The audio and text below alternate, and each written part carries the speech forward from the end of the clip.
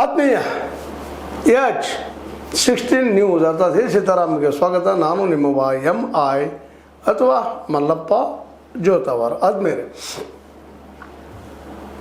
Already DK Shivakumar ಅವರಂತೂ ಈ ಪ್ರಮಾಣ ವಚನ ತೆಗೆದುಕೊಳ್ಳೋದು ರೆಡಿ ಆಗ್ತಾ ಸಂದರ್ಭದಲ್ಲಿ ಅಷ್ಟೇ ಪ್ರಮುಖವಾದ ಹುದ್ದೆ ಇವತ್ತು KPCC ಅಧ್ಯಕ್ಷ ಸ್ಥಾನ. ಅದು ಯಾರಾಗ್ಬೋದು ಅನ್ನುವಂಥ ಸಂದರ್ಭದಲ್ಲಿ ಈಗ ಹಿಂದಿನ ಎಪಿಸೋಡಲ್ಲಿ ಮಾಡಿದ್ವಿ ನಾವು 4 ಜನರ ಹೆಸರು ಇತ್ತು ಅಂತೇಳಿ. ಅದರಲ್ಲೂ ಪ್ರಮುಖವಾಗಿ ಸತೀಶ್ ಜಾರಕಿಹೊಳಿ ಅವರು KPCC ಅಧ್ಯಕ್ಷ ಸ್ಥಾನವನ್ನು ಜೊತೆಗೆ ಒಂದು ಕ್ಯಾಬಿನೆಟದ ಮಂತ್ರಿ ಸ್ಥಾನವನ್ನು ಕೊಡಬೇಕು ಅನ್ನೋದು ಬೇಡಿಕೆ ಇಟ್ಟಿದ್ದರು ಅನ್ನೋದು ಚರ್ಚೆ ಆಗಿದೆ. ಅದರ ನಿಧಾನಕ್ಕೆ KPCC ಅಧ್ಯಕ್ಷ ಸ್ಥಾನ ಸತೀಶ್ ಅವರಿಂದ ದೂರ ಆಗ್ತಾ ಇದೆಯಾ ಅನ್ನೋದು ಪ್ರಶ್ನೆ.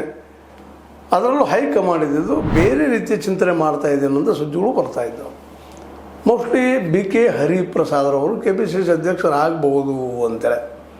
ಅದಕ್ಕೆ ಹಲವಾರು ಕಾರಣಗಳು ಇರ್ಬೋದು, ಇಲ್ಲಂತಲ್ಲ. ಮುಖ್ಯವಾಗಿ ರಾಜಕೀಯ ರೈವಲರಿ ಪಾರ್ಟಿಯಲ್ಲೇ ವೈರುಧ್ಯ ವಿರೋಧ DKC ಮತ್ತು ಸತೀಶ್ ಅವರ ನಡಕೋದು ಮಂದಿ ನಾವು ನೋಡಿದ್ದೀವಿ. ಅದು ಮೇನ್ ಕಾರಣ ಇರ್ಬೋದು. DKC ಅವರು ಸಹಜದ, ಯಾಕಂದ್ರೆ ಒಂದು ಆಲದ ಮರ ಆಗಿ ಬೆಳೆಯೋ ಮುಂದೆ ಅದ್ರ ಕೆಳಗೆ ಇನ್ನೊಂದು ಆಲದ ಮರವನ್ನು ಬೆಳೆಸ್ಲಿಕ್ಕೆ ಹೋಗೋದಿಲ್ಲ ಅನ್ನೋದು ಸಾಮಾನ್ಯ ಸಿದ್ಧಾಂತ.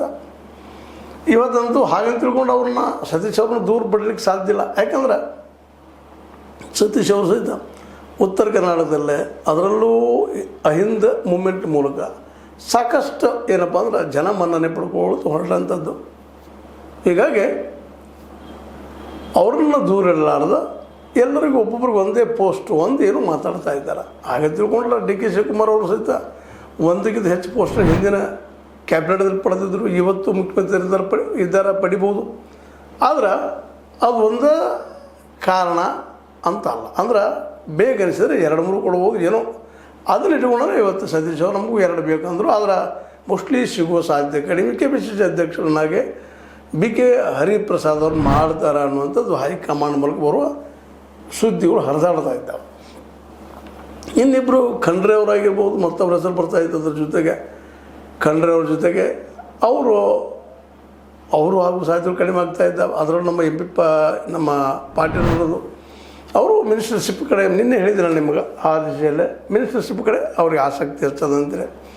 ಇನ್ನು ಉಳಿದಿದ್ದೇನಪ್ಪ ಅಂದರೆ BK ಹರಿಪ್ರಸಾದ್ ಮತ್ತು ಸತೀಶ್ ಅವ್ರ ಮಧ್ಯದಲ್ಲಿ. BK ಹರಿಪ್ರಸಾದ್ ಅವರು ಮೂಲತಃ ಕಾಂಗ್ರೆಸ್ಸಿಗರು, ಕಟ್ಟರ್ ಕಾಂಗ್ರೆಸ್ಸಿಗರು ಮೊದಲಿಂದ ಬಂದಂಥವರು. ಸತೀಶ್ ಅವರು ನಡುವ ನಮ್ಮ ಸಿದ್ದರಾಮಯ್ಯ ಜೊತೆಗೆ ಬಂದಂಥವರು. ಅತಿ ಖಾಸ್ ಹೈಕಮಾಂಡಿಗೆ ಅಲ್ಲ ಅನ್ನುವಂಥ ಮಾತುಗಳು ಕೇಳಿ ಬರ್ತಾ ಇದ್ದಾವೆ.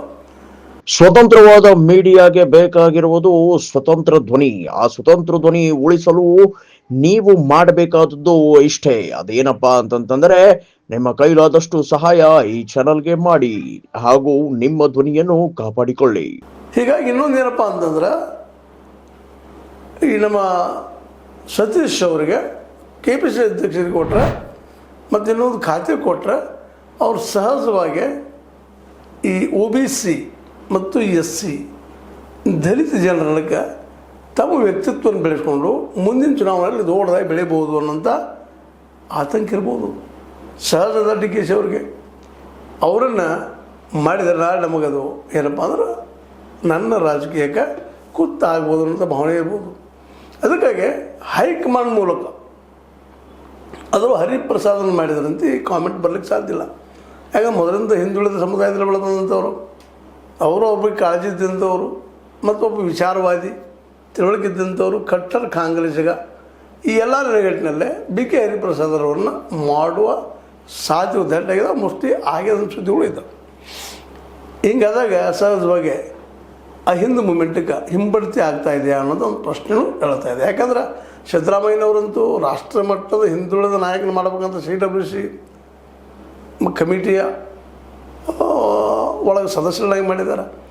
ಅಂದ್ರೆ ಇಲ್ಲಿ ಏನೇನು ರಾಜಕೀಯ ನಡೀತಾ ಇದೆಯಪ್ಪ ಅಂತ, ಹಿಂದುಳಿದ ಒಂದು ಸಮುದಾಯದ ಒಗ್ಗಟ್ಟು ಹೋರಾಟ ಮಾಡಿಸುವಂಥ ಒಂದು ಮೂಮೆಂಟ್ ಇಲ್ಲಿ ಕೊಲಾಪ್ಸ್ ಮಾಡ್ತಾ ಇದ್ದಾರೆ ಇಲ್ಲಿ ಬುದ್ಧಿವಂತ ವರ್ಗದವರು ಅಂತೇಳಿ. ಯಾಕಂದ್ರೆ ಒಂದಿದ್ದು ಎಷ್ಟು ಮಟ್ಟಿಗೆ ಹಿಂದೆ ಮೂಮೆಂಟನ್ನು ಸತೀಶ್ ಅವರು ಎತ್ತಾರೆ ಬೆಳೆಸ್ತಾರೆ ಅನ್ನೋದನ್ನು ಅಧಿಕಾರ ಇದ್ದಾಗ ಮಾಡೋದು ಬೇರೆ, ಇಲ್ದಾಗೂ ಮಾಡೋದು ಅನಿವಾರ್ಯತೆ ಬರ್ತಾ ಇದ್ದಾವೆ. ಆ ದಿಶೆಯಲ್ಲೇ ಒಂದಿಷ್ಟು ಕೆಲಸ ಮಾಡಿದ